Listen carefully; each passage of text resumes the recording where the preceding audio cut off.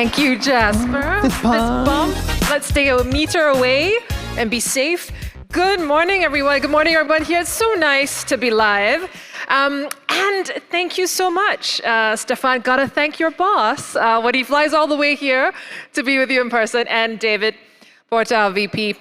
We're going to go from that chat and keep it international, keep it global with Tony Marlow, Global CMO of Integral Ad Science. Tony, we've got you dialing in from New York, from the background, and I know you're in New York. Hello. Well, hello, Ranji. How's it going? How's the conference so far? It's going really good. It's so good to see people back in the flesh. I can't tell you how good that is. And hopefully next time we'll have you with us live. But yes, thank you. What time is it? It's just after 11. What time is it for you over there? It is 10:15. It's okay. There's still time. All right. Well, good evening. Thanks for joining us. We're going to jump right into it. For those of us here who don't know about IAS, tell us a little bit more about what you do. Sure. As you say, if you're not familiar with what we do, we like to talk about IAS, or Integral Ad Science, as our full name is. We're a media quality company that operates in the digital advertising space. So we help advertisers and agencies, as well as digital platforms and publishers, to do, if you couldn't tell from the background, we help them to make every impression count. And when we talk about media quality, in our view, that really is three key things. So some people may know us from our origins. So we're a company that's been around for 11 plus, almost 12 years.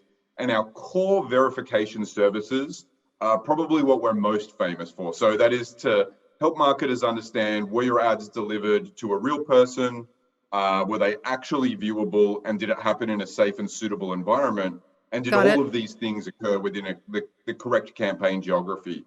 But we're also getting into optimization and contextual targeting. And we're starting to see this phenomenon of going beyond verification and into a more holistic media quality perspective.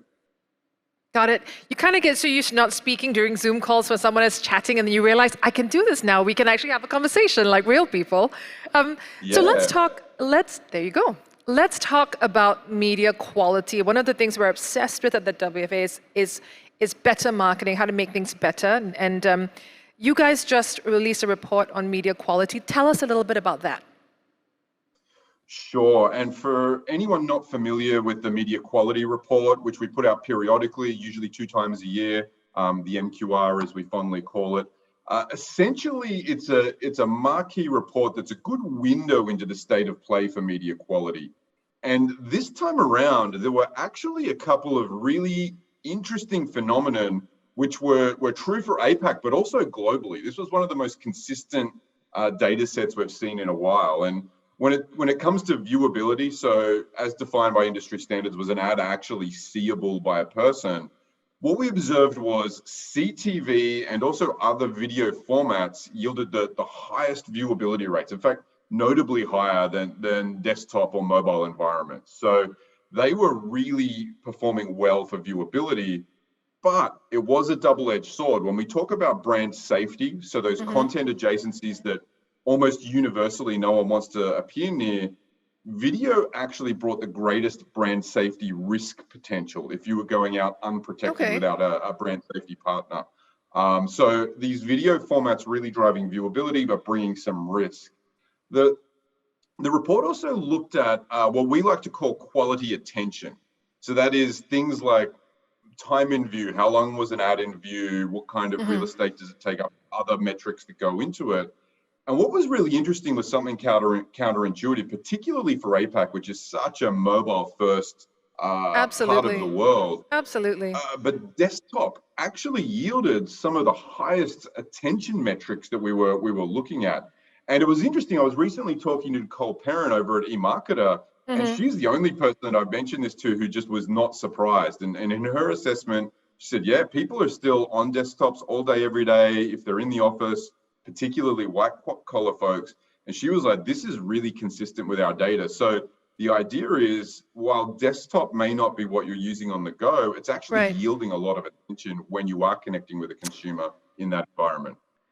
Okay, no, that makes sense. I'm thinking about my husband now and his favorite golf sites, car sites, and he's on the computer. That's why I find him. If I'm looking for him from the computer in the study, in the chair. So it's real. The study's legit, everyone. What else do you have to tell us about the results? Sure. As I mentioned earlier, like one part of what we do is what we call fraud. Yep. And that is essentially making sure that ads are served to real people as opposed to fake traffic like bot traffic. And what we observed, and the data is actually very complex, but the trends are very clear. We observed the difference between a campaign protected against fraud versus campaigns that are unprotected. There was like thousands of percent in terms of a delta difference. So in other words, if you're a marketer launching a digital campaign and Right. you don't have fraud mitigation, you almost certainly are being stolen from by someone who is pushing bot traffic to your campaign. And so, and I believe there was a WFA piece of research that said you're Yes. estimating by 2025, $50 billion worth of ad revenue will just be lost to fraud. There are other reports that even peg it slightly higher, but 50 billion is no joke. So all you need to do is protect your campaigns, and you save almost all of that. So that was another big thing. Fraud is still a big deal if you're not protecting against it. No, we've been obsessed about, ad fraud. We released a compendium on this, I think, in 2015. And though you're right, those are the numbers. So we've talked about fraud, a verification, desktop versus mobile. That sounds like a good amount of things to think about in terms of maximizing efficiencies right now in the festive season, planning for 2022. I'm sorry, I've lost the audio here. No, can you hear me now? Can you hear me? I can hear you now. Brilliant. So this is live. This isn't pre-recorded. We're live, everyone. So we were talking about those things, right? Those three great points: verification, brand safety. We're talking about fraud. Really good things to keep top of mind. I mean, they seem like hygiene factors. They seem like, yeah, I know this, but always good to get a reminder as we're going ahead into planning for 2022. I mean, absolutely. And then you start to talk about the seasonality of it, right? Like, so when you go beyond, you mentioned them as hygiene factors. When you start to go beyond that, you start to talk about things like how can I contextually target with precision? And one thing we've observed is the industry is used to context, meaning sports, news, finance, but it can be far, far more granular than those broad categories.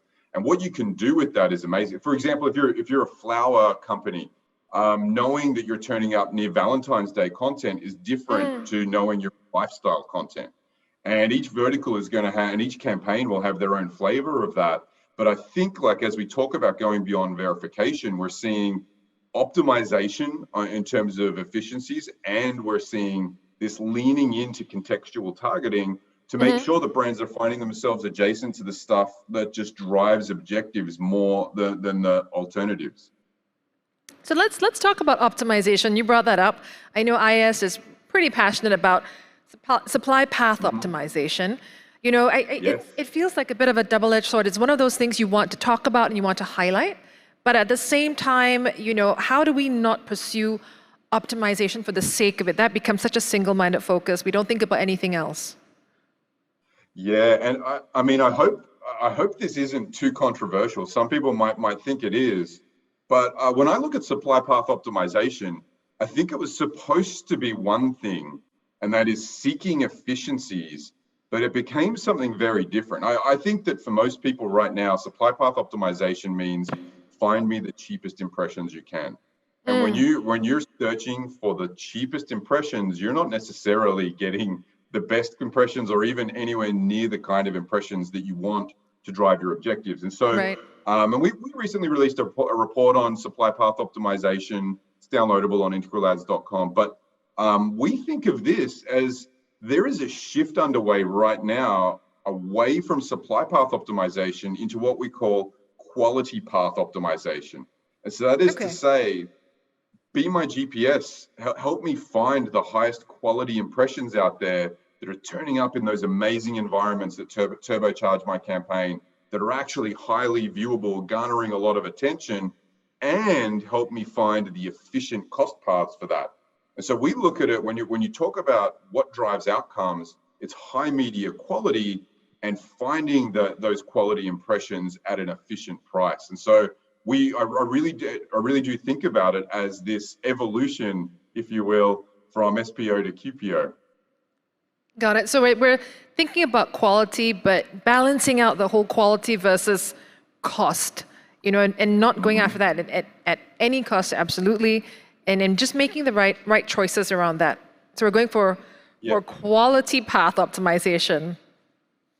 Exactly. And I mean, maybe an easier way of saying it is rather than lead with cost, lead with quality. Make your universe of impressions you will consider buying only quality ones, and then find the most efficient ones. Find the ones that drive the biggest outcome for you.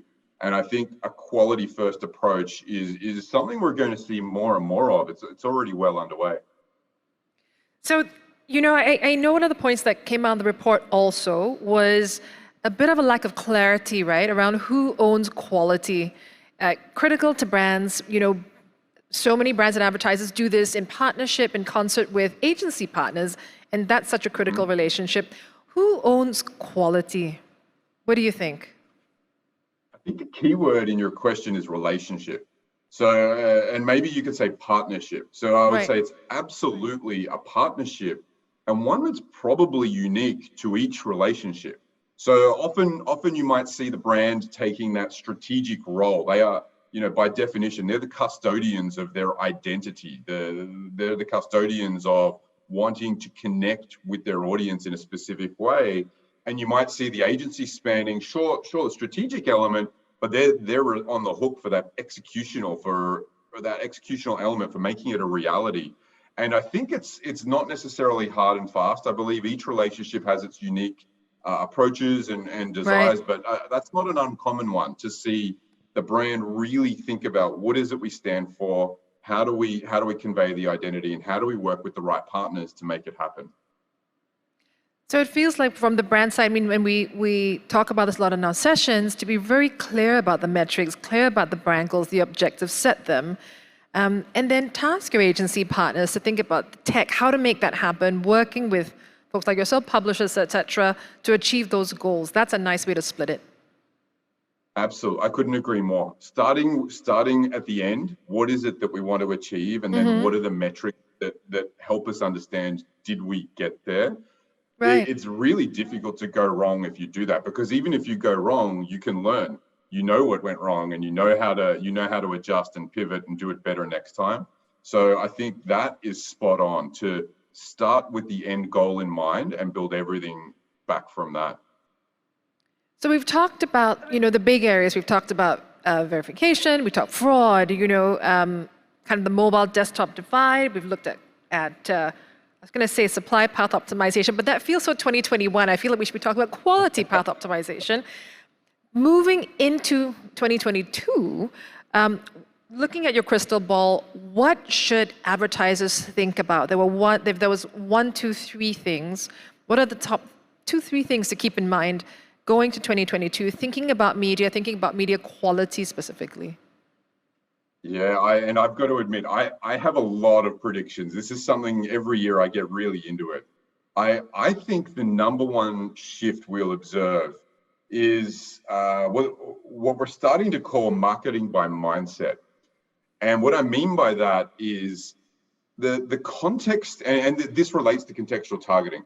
The context in which you make a connection with your audience makes a really big difference for how receptive they are to your message. So, and I use this example a little bit. I'm sorry, I probably need to think of a new example, but it is a real one. So for someone like me, I'm a beer enthusiast. I love craft beers. It's something I like to seek new brands and try new things.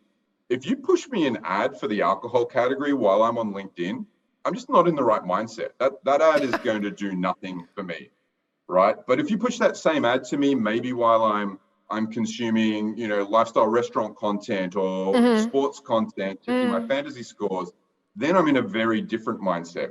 And I think marketers are starting to realize that it's far more important to have a proxy for, or at least some clue as to what someone's mindset is in a given moment, than it is to have some sort of demographic information, which may or may not be even available under a privacy first sort of approach. So this marketing by mindset thing, I think you're going to hear a lot more about it. We're already seeing marketers shift gears to be able to effectively action on it by leveraging highly precise contextual targeting.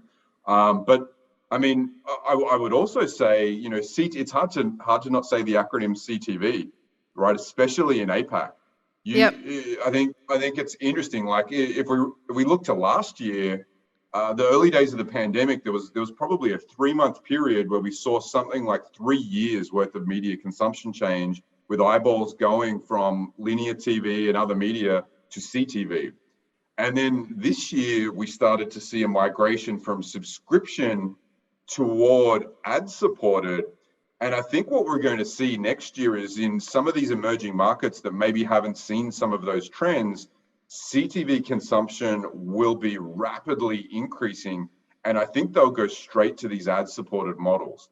And I think you'll see a leapfrog, much like we did in the previous session, there was mention of India, and leapfrogging, even technologies like copper wire telephones, leapfrog straight into mobile, straight into 3G, 4G, 5G. And I think we're going to see that with CTV within the APAC region. So keep your eyes on CTV, and the ad-supported, the AVOD element of that is where we'll see huge growth. No, that's great, Tony. So it's the 2 C's to look out for. It's marketing by mindset, or some might say context a little bit, and also CTV. So we'll keep a lookout for that. We'll call you on that, and we'll remember not to talk to you about beer on LinkedIn. We'll keep that in mind. But thank you so much for joining us. Everyone, Tony Marlow, thank you. Something about my mindset. Thank you. No, we've learned about that. No beer on LinkedIn. Not for Tony.